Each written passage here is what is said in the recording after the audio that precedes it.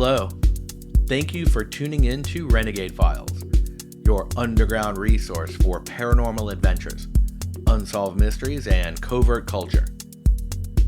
I'm your host, Lex Gordon, sending you this unauthorized transmission from the Jungle Villa Outpost deep in the uncharted tropics. This is Renegade Files episode 133, Slab City. Off-grid nomads seeking freedom in America. Living in America is a constantly evolving patchwork of ideas, constructions, and approaches. Go back far enough and the basic divisions were between farmers and city folk.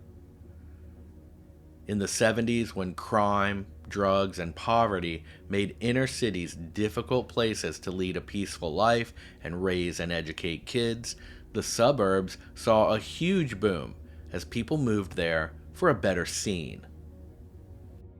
Since then, the building of neighborhoods has become an enormous corporate business, and now neighborhood and home design is driven by density codes designed by county commissioners to maximize the impact fees they can collect, and the giant home building companies create repeatable construction templates that streamline manufacturing and max out land use.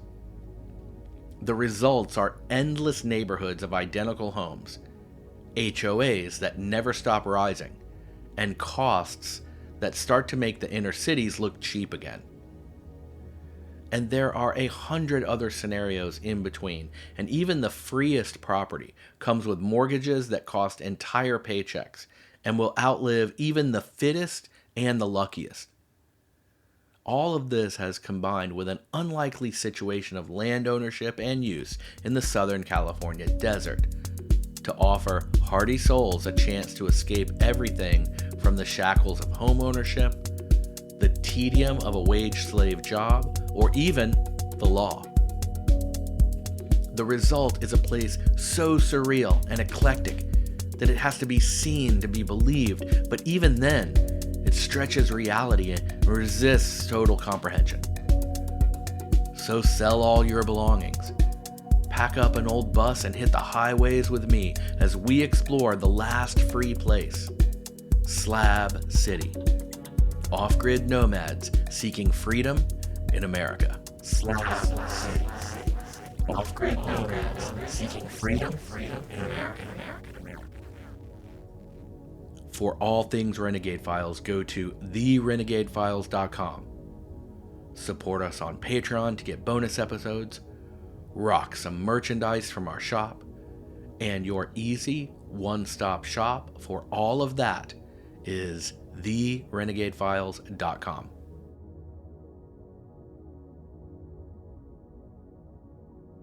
Imagine a place in America where there are no property taxes, no homeowners association, no utility bills, no county code enforcement, and no landlords. A place where people build homes from whatever materials they find, where artists create massive installations in the open desert, where retirees park RVs beside handmade cabins, and where travelers from around the world arrive simply to see if a different way of life is really possible. It sounds almost like fiction, but it does exist. It's called Slab City. And depending on who you ask, it's either the last free place in America or one of the country's most unlikely social experiments. Slab City is located in the Sonoran Desert of southeastern California. You can check it out on a map if you're not familiar with the area, but this is way down at the bottom southern tip of California. It's just east of what they call the Salton Sea, which is a big saltwater lake. The closest town is called Nyland, about 5 miles away, and it's very small. The population there is less than 1,000.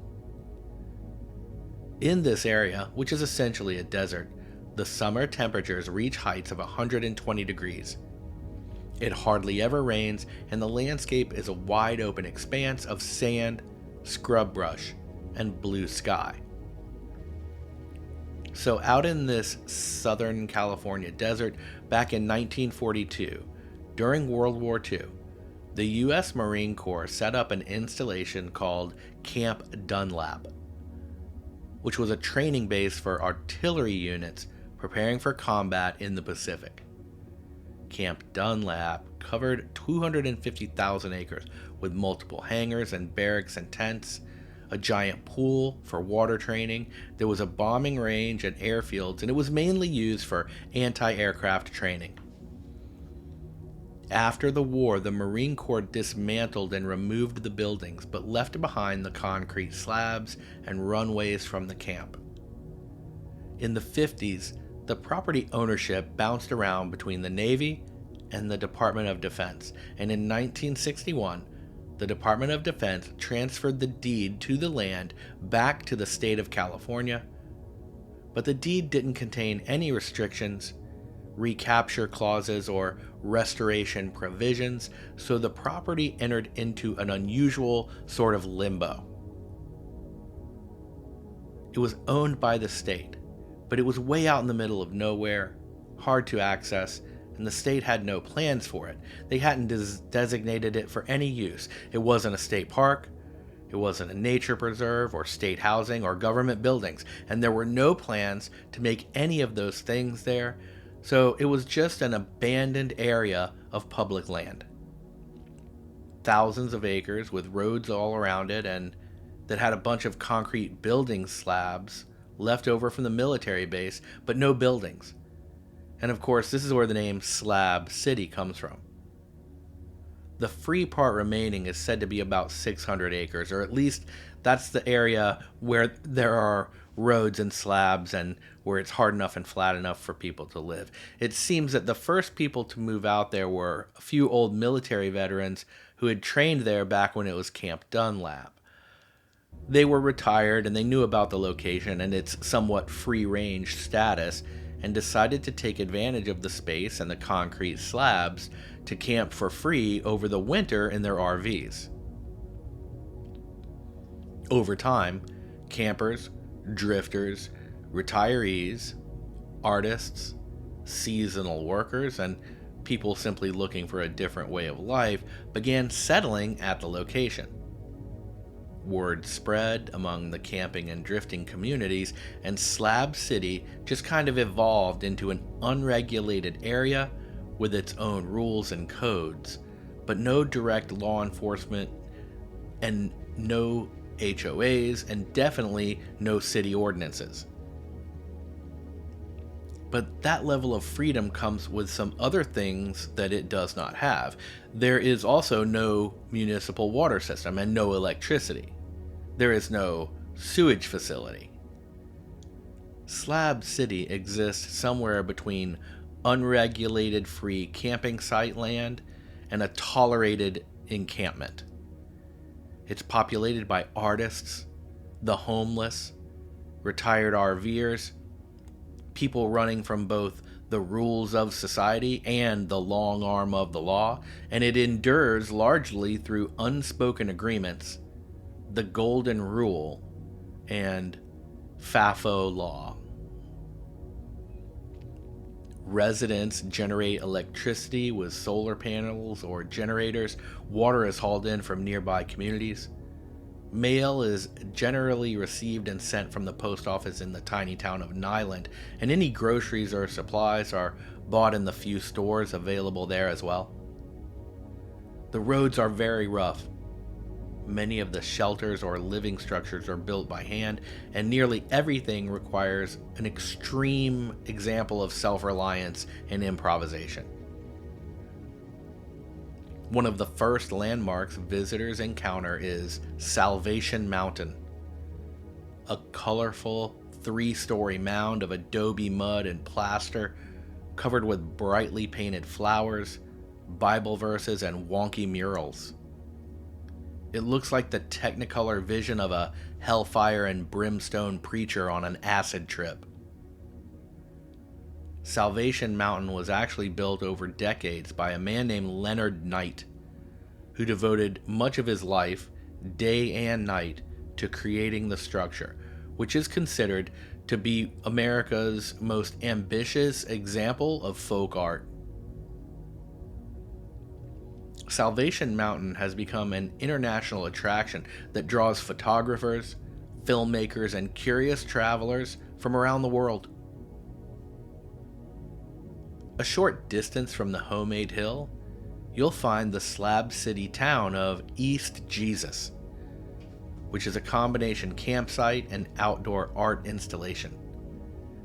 East Jesus is a constantly changing landscape of sculptures assembled from discarded televisions, bikes, computer parts, automobile pieces, reclaimed wood, and countless other objects that blur the lines between art and junk. There are walls made from concrete and colorful glass bottles, metal robots with TV heads, and all kinds of hoarder material birds and beasts. All of this you can find in the little Slab City town of East Jesus. To the west of there is the far less organized and aptly named West Satan. It's a little rougher of an area. Slab City came to widespread attention when it was featured as one of the stops by the main character in the 2007 film Into the Wild, based on the true story of Christopher McCandless, a young man who hiked across North America and eventually into the Alaskan wilderness in the early 1990s. Slab City has a definite Mad Max vibe, and the reality is that some of its residents would be otherwise homeless, and drug use, theft, and physical assault are constant possibilities. But to say it's a fully lawless area isn't true. The territory is still subject to both federal laws and California state laws. And state law enforcement patrols head up and down the streets there on a routine basis. The fact that it's remote does mean that medical or law enforcement response is usually delayed when compared to, say, a neighborhood in the city, but there is some version of law and order there. The other thing is, to cast it, as I said earlier, as a Mad Max scene is only partially true. The look of much of it definitely reflects a post-apocalyptic aesthetic, but some parts of it are very organized and tidy and well planned out. Some of the spots where RVers have set up employ constructed shelters and decks that the RVs can pull into. Large solar arrays power these spots, and communal areas include fire pits, seating, and picnic tables under pole barn shades.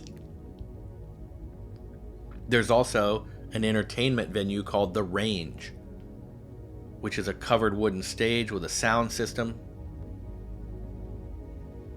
The backstage and gear storage amounts to 2 school buses backed up to either side of the stage. These make a sort of a back wall as well. There's a fire pit and a mixture of stadium seating and couches and benches and chairs. The Range hosts weekly talent contests and open mics. Also, bands perform there. People in Slab City host an annual prom so that kids and teenagers who live out there and are homeschooled get a chance to go to prom. Population in Slab City changes dramatically through the year. During the cooler winter months, a few thousand people live there. Many arriving in RVs and travel trailers to escape colder northern climates. As summer approaches and desert temperatures become increasingly dangerous, most seasonal residents leave. Only the much smaller year-round population remains to endure the extreme heat and isolation. This is about 200 people or less. In Slab City culture, the people who come and go with the weather are called Snowbirds, and those who tough it out year-round are called Slabbies. The more old-school residents also call the year-round population the Renegades, so cheers to the Renegades. It's easy to dismiss Slab City as a refuge only for people who have nowhere else to go, and it is definitely that for some. But the picture is far more than that. Some residents certainly end up there after financial hardship, job loss, divorce, or homelessness, but others come intentionally after deciding they no longer want the traditional cycle of earning more money simply to maintain an increasingly expensive lifestyle.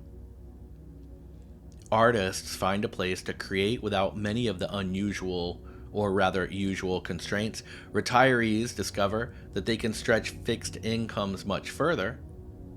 Adventurers show up out of curiosity and stay because the pace of life is so different. And Slab City offers freedom on an entirely different level. There is one guy who set up his own, resort is the best word I can come up with, but it's not your typical resort. The deal is you pay him $125 a week, and for that, you can camp in one of his lean-tos or sheds, set up your own tent or van or whatever in his little Slab City area, and he also cooks breakfast and dinner at his restaurant, and you get to eat there. Other people who aren't staying at his place and paying the $125 a week can buy meals at the restaurant too. In the winter months, he has between 10 and 20 residents. And there are as many variations of living at Slab City as there are people doing it. Some are hardcore adventure types who live the van life and work remotely as anything from freelance writers to computer programmers, and a long list of other things. Of course, you have a bunch of retirees and general nomads who come and go, so the Snowbirds, and the Slabbies, some of whom are, to be frank, the borderline homeless, living on SSI checks or disability payments. Snowbirds and Slabbies alike grow into having nicknames, and the entire nickname thing is like a Slab City subculture element. You have to be given your nickname. You can't just make it up. And a true nickname gets you some level of actual Slab City respect, or at least recognition. Some of the nicknames I came across are Wizard, Dreamcatcher, Nobody, Teardrop, Heartbreaker, and Riot. The location has also become a sort of tourist attraction because of documentaries made about it, and people travel out there to check out this self-proclaimed last free place in America. The resident Slabbies and Snowbirds call the tourists normies. People visiting Slab City go to see it for themselves, to check out Salvation Mountain, and to see the art in East Jesus, and just to go somewhere that's weird and different. The Bureau of Land Management even has a page dedicated to van life and off-grid safety in general, and the website thetripverdict.com has a post called Slab City, California, Visitor Safety and Essential Off-Grid Rules. So the fastest way to get into trouble at Slab City is to roll out there with half a tank of gas and no water and start treating the place like a human zoo of oddities and generally not respecting people's space and lifestyle. TheTripVerdict.com tells us that Slab City has a few of its own rules to know before you go. First of all, just like everyone else there, you're expected to take care of yourself. Bring enough water and food for the time you'll be there, and don't expect anyone there to be a resource if you run out of something. Beyond that, the most important rule is respect personal boundaries. What may look like a random pile of debris or an abandoned trailer may very well be someone's home. Never walk into a campsite uninvited. Another rule of Slab City is don't take pictures of people without permission. People are out there to get away, and some of them might be getting away more than others, and regardless, no one wants to be treated like some kind of curiosity. So, sure, you can take a few pictures when you're there, but from a distance is better, and keeping it respectful is the best plan. Also, there are no public restrooms there, so be prepared for that. And a stop in Nyland before driving out is a good idea. For all things Renegade Files, go to therenegadefiles.com. Support us on Patreon to get bonus episodes, rock some merch from our shop, and your easy one-stop shop for all of that is therenegadefiles.com. If you are truly a curiosity seeker looking to visit Slab City, then the best advice is go in the winter, so between October and April, and not in the heat of summer. Do not wander around or try to explore at night. Take everything you'll need. Don't leave a mess behind, even if parts of the place are already messy. Keep photography to a reasonable distance, and don't take pictures of people or their living spots. Probably don't go by yourself. Trust your instincts, and dip if something doesn't feel right. There is very little or weak cell phone service in the area, and Slab City doesn't have broadband-free Wi-Fi. There is an internet cafe, but it's said to be more of a locals hangout than a normie tourist workspace, so have your maps downloaded and be ready for no cell or Wi-Fi service. There are places you can camp for free, or you can camp in East Jesus for a donation if you make a reservation through their Facebook page in advance, and you have to get there before dark. The entire place is unregulated, and it's in the desert, and the art in East Jesus is mostly metal and glass and made from discarded items. There are no roped off walking paths, and there's no first aid station, so you are on your own. The one thing all the people who live in Slab City have in common is the fact that, for them, traditional society or ways of living have either fallen short of the freedom to be left alone and do their own thing, or have risen out of reach regarding the cost-benefit analysis. Life there is free in the traditional sense, but it's far from effortless. Medical care is distant. The desert heat can be seriously dangerous. You have to manage your water supply. If your vehicle or some equipment breaks down, you can't just walk over to AutoZone or Home Depot to buy what you need to fix it. Ultimately, these are just the logistical realities of going off-grid no matter where you do it. But there's something else about Slab City. It has its own color, its own decidedly different tone.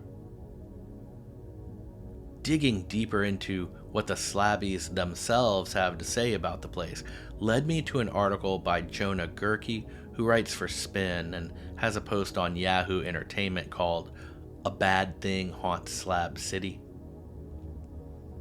In this, he interviews a Slab City resident named Wizard, whose full name is Wizard the Greeter, and who looks like a Gandalf from Thunderdome, complete with beard and long pipe. Let's read a few lines from this article to paint the picture. Quote, "This is what happens when you let mentally ill people build their own playground in the desert. So says Wizard as we sit at the entrance to East Jesus, an open-air art museum in Slab City. The discarded junk sculptures that compose East Jesus depict ghoulish elephants made of old tires, post-apocalyptic vehicles with mannequin legs sticking out of the car roofs, doll houses promoting conspiracy theories about Stalin's relationship to dolphins, and a wooden pirate ship overlooking a 12-foot tall seesaw and a do-it-yourself bowling alley. Wizard serves as greeter for any tourist who wanders into this found materials museum, letting them know that all the art can be touched, and that if they accidentally break something, they should blame it on the next guy who walks through the gates. There's also a gentle reminder for cash or trash donations, which help support the artists' livelihoods or at least contribute to the next sculpture in the park. When I ask Wizard if there's a common thread that brings people together here, he offers me this. Quote, "Everyone is 100% certifiably insane," he intones, stroking his Gandalf beard, "and I mean that from a clinical perspective." End quote. An end of that little section of the article, and once again, you can read that article on Yahoo Entertainment. It's called "A Bad Thing Haunts Slab City," and it was written by Jonah Gerke, so support him and go check out the full thing if you want to read it. And there is certainly plenty of insanity to go around here. Yes, there are relatively orderly and well-maintained RV spots, and the almost organized area of East Jesus, with its high fence made of bike frames, and a collection of places like Dot's House of Dots, which is technically outside of but adjacent to East Jesus, and it's a combination of tourist art attraction and retail mall. Dot's House of Dots is made up of 5 trailers arranged in a maze of surrealist artwork installations and gift shops. The art displays consist of things like taxidermy dinner party, where a bunch of deer heads rest around a table feasting on a human skeleton that one of the deer hit while driving on the road. Some scene where a deformed witch has been impregnated by cats that have taken over the world and are spreading a cat virus to the people and making them all witches or something. It's possible I'm not interpreting that one accurately. And there's also a room called Plague of Christianity that is filled with plastic rats and crosses all spray painted. This fever dream maze is owned and operated by Dot, a 51-year-old retired IT executive and lifelong artist from Ohio who moved out to Slab City when the Ohio neighbors drove her too crazy about the crazy decorations in her suburban Ohio yard, and she collects and makes everything here. In the store, you can buy old donated clothes or shoes, and you can pay with water, weed, or cash. I don't think they accept Apple Pay. Another resident interviewed in the Yahoo article is a guy named Daddy. He's a tall, thin guy with dreadlocks, and he plays guitar and sings on the Range stage sometimes. He says that Slab City is a terrible rumor mill, and that he has been accused of murder, but that it isn't true. He also says he's from the Bronx, and moved here in the 70s when housing costs were so high that landlords burned their own buildings for the insurance, and that's when he came out here, but the timeline just doesn't add up for his age, and who knows. Daddy also says that he used to work in artificial intelligence and was a college professor in Times Square at New York Digital Film Academy, where his specialty was computer science and where he worked for NBC, the Sci-Fi Channel, and 30 to 40 television shows. He says that he has saved 7 people's lives in Slab City by administering CPR. Daddy lives in what he calls a fixer-upper, and it is no less than a bombed-out bus surrounded by mounds of indescribable junk piled over it and remnants of fire damage. The fire was probably from someone who lived there before, getting evicted in the Slab City way. It's known that if someone becomes a problem in the community, they will get what is called burned out. This can happen if someone is a constant pest, doing things like stealing, incessantly begging, vandalizing property, blaming others for things they do, bothering or assaulting others, or generally being a huge pain in the butt. If they push it too far, the Slab City residents will burn them out, which means plotting to find a time when that person is not home, then burning down their residence. The rule is you never burn their vehicle if they have one because you want them to leave.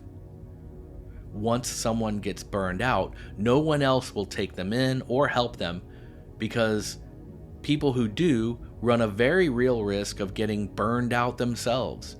Therefore, the vast majority of those who get burned out, as they say, do in fact leave.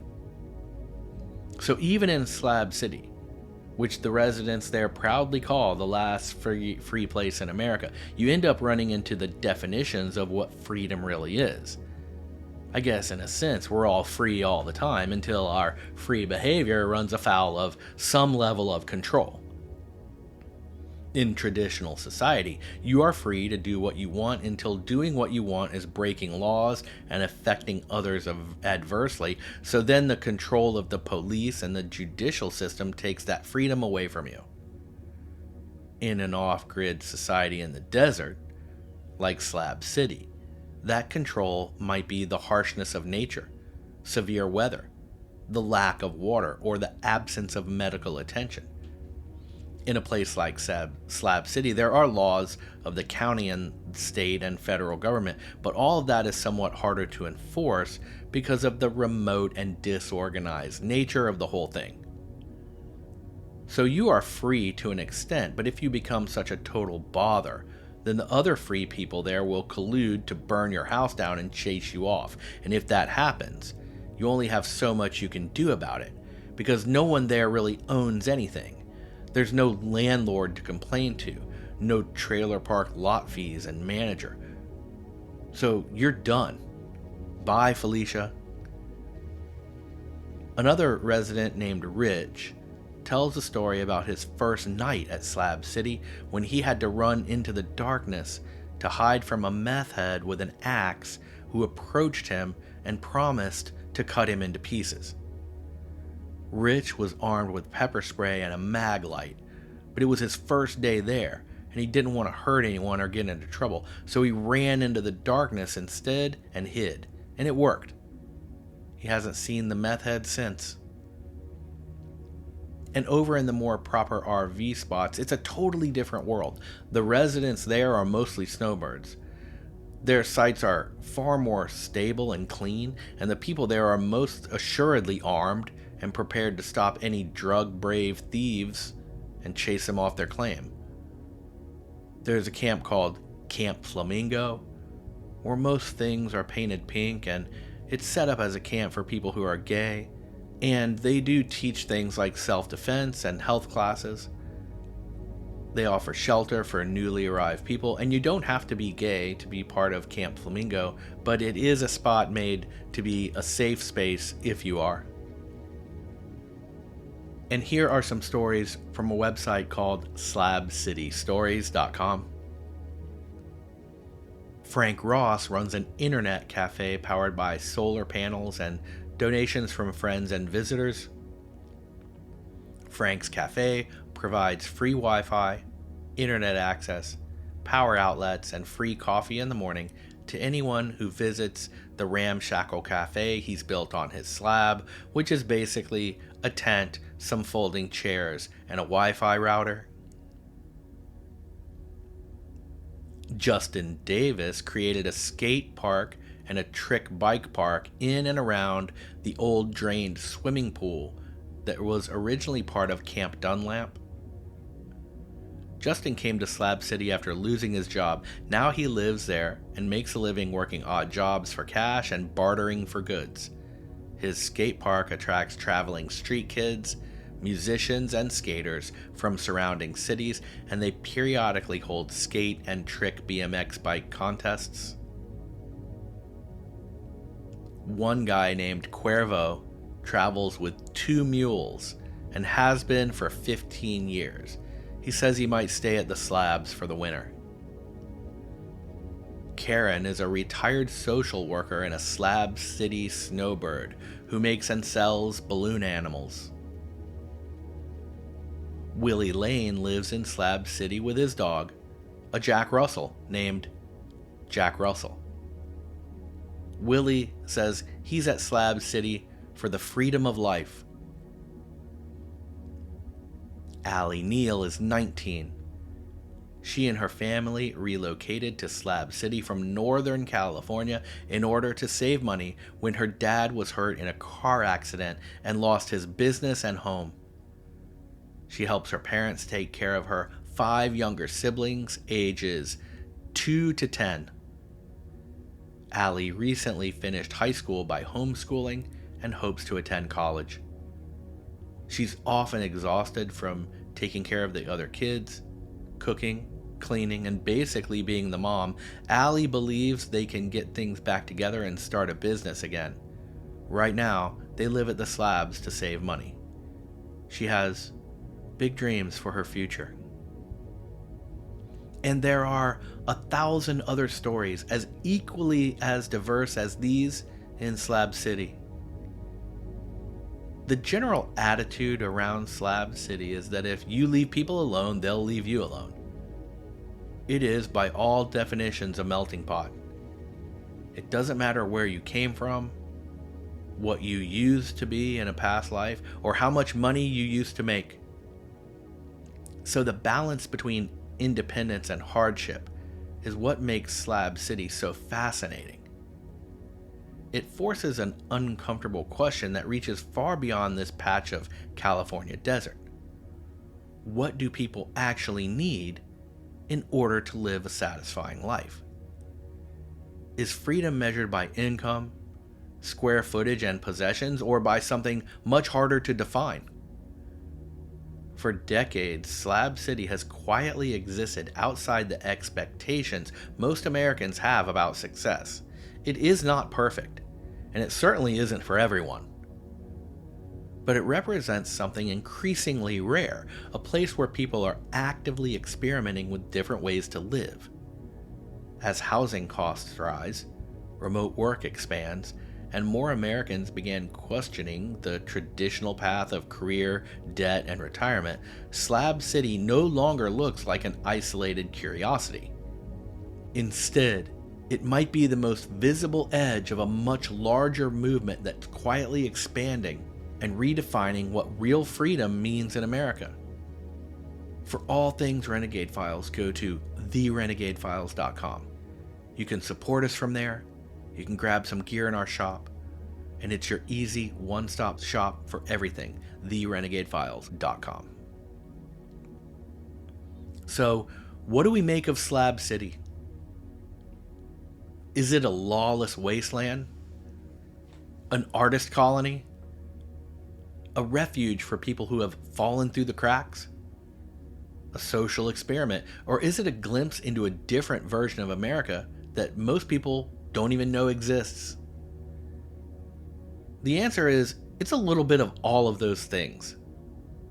Like any town or city, it means something different and exists for different reasons for every person there. Someone looking at it from the outside will never truly be able to define it. Some people arrive there because life dealt them a difficult hand. Others come because they intentionally walked away from a lifestyle that no longer made sense to them. Some stay just for a season, while others spend decades calling the Slabs home. These people all have different stories, different motivations, and different definitions of what freedom is. For most Americans, success has traditionally followed a familiar blueprint. You get an education, you build a career, you buy a house, you work for 45 years, you retire, and you hope there's enough time and money left to enjoy a little bit of life. But for a growing number of people, that blueprint is no longer the only option. Rising housing costs, remote work, minimalism, and a desire for greater independence have caused many to rethink what they actually want from life. Not everyone wants a bigger house. Not everyone wants a longer commute. And not everyone believes that accumulating more possessions automatically creates more happiness. Slab City is one of the most visible, but also one of the most extreme examples of shifting away from that. It may not be ideal. The desert is unforgiving. There are real dangers there, real hardships, and serious trade-offs.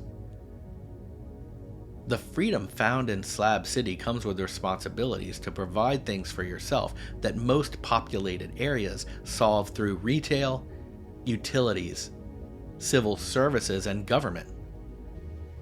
In many ways, you always pay for those services, and more, the prices only ever rise. Living off-grid isn't an escape from life's problems. It's simply exchanging one set of challenges for another. Still, there's something undeniably fascinating about a place where people have chosen to redesign their lives rather than simply accept and deal. Whether they succeed or fail, they're asking questions that many people only think in private. How much do I really need? How much of our lives is spent paying for things we don't truly value? At what point does comfort begin to cost more than it's worth? And perhaps the biggest question, what does it actually mean to be free?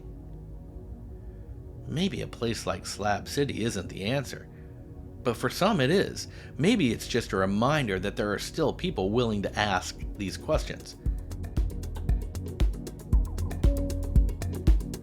Thank you sincerely for exploring Slab City, this remarkable corner of America with me. Tap follow real quick wherever you're listening to stay connected and to help this show thrive. If you enjoyed this journey, I'd love to have you join the Renegade Files agency on Patreon. Think of it like our own online Slab City.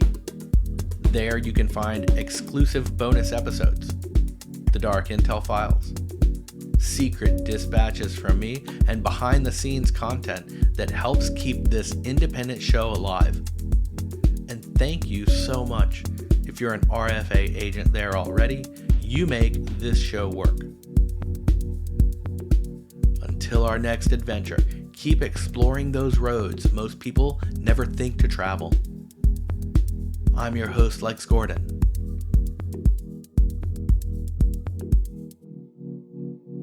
Stay wild, Outland child.